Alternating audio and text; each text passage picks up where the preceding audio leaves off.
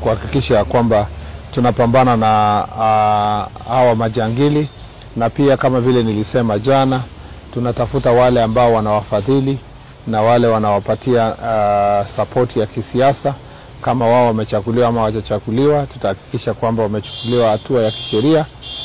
Tuna habari ya kwamba kuna wanaharakati ya kisiasa kwa sehemu hizi ambao wanaita mikutano ya kisiri na ya usiku, na hao vijana wakitudanganya kwamba walikuwa wanajaribu kusaidia.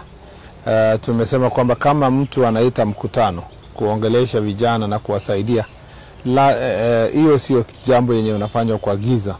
Na aswa ukipata na kwamba baada ya mikutano kama haya watu wanaporwa na visa vya uhalifu unaongezeka, itamaanisha ya kwamba tunashuku wanaharakati kama hawa.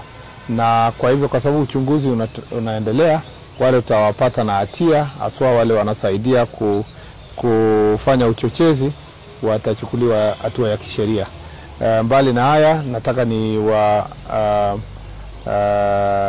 hakikishia wananchi wa sehemu hii ya Kwale na taifa nzima ya kwamba tuko na uwezo ya kudhibiti shida zote ambazo zinaweza tokana na uhalifu kama aina hiyo.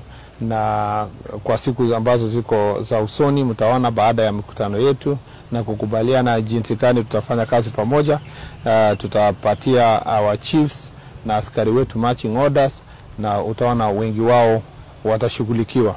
Lakini shida kubwa pia tuko nayo ni kwamba wale ambao wanashikwa wanapelekwa kotini na wanaachiliwa kwa hata bila dhamana yoyote, wanaambiwa tu